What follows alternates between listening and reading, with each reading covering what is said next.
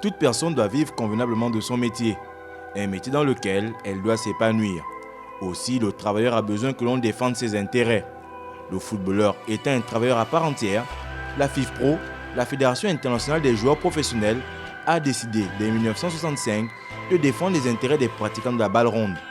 Et parmi ses démembrements, l'Association nationale des footballeurs professionnels du Gabon, créée en 2014 et qui a pris à bras le corps la situation des footballeurs gabonais. La volonté de mettre en place l'Association gabonaise des footballeurs professionnels du Gabon part du vécu.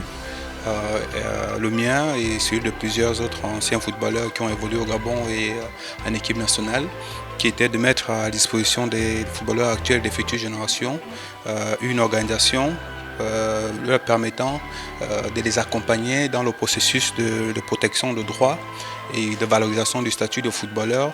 La NFPG est à n'en point douter une machine bien huilée. Nous avons ce qu'on appelle un organigramme exécutif et un organigramme fonctionnel.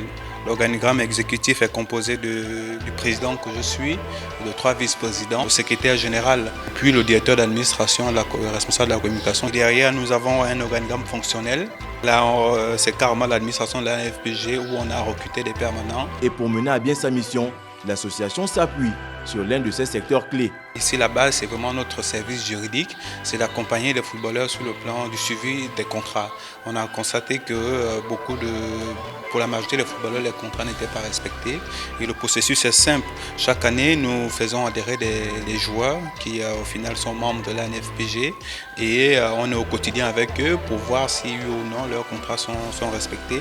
Et c'est de là que nous viennent les informations. Et nous, derrière, en parallèle, on se rapproche des responsables de leur club, de la Ligue et de la FEGAFOOT, et si le besoin se fait sentir de la CAF et de la FIFA. Outre l'aspect juridique, l'NFPG attache une attention particulière au volet social lié au football. Nous avons la valorisation du statut du footballeur et pour cela, nous voulons proposer des protocoles d'accord au club qui sont pour la mise en place d'un contrat standard, la chambre de gestion des litiges, la convention collective et essayer aussi de faire dans la formation. La carrière de footballeur n'étant généralement pas un long fleuve tranquille, l'NFPG a fait de la reconversion et la réinsertion sociale des points essentiels de sa mission.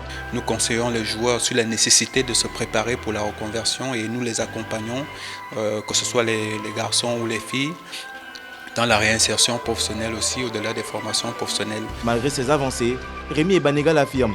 Les difficultés font partie du quotidien. On nous voyait comme une association ou un syndicat qui vient semer le trouble, alors qu'aujourd'hui, je pense que nos partenaires, qui sont les clubs, la Ligue, la Fédération et les autres institutions, comprennent que nous sommes une force de proposition et que nous sommes là pour contribuer au développement de notre discipline. La majorité des footballeurs n'est pas encore conscient de leur métier, que le football est un métier et qu'ils ont des devoirs et des droits.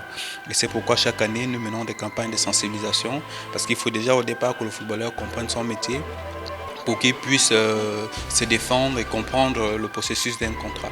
Qu'importe, depuis sa création, l'Association nationale des footballeurs professionnels du Gabon a été de tous les combats pour l'amélioration des conditions du footballeur, pour que ce dernier soit définitivement au centre des priorités des autorités en charge du sport roi au pays de Guy Roger Nzamba.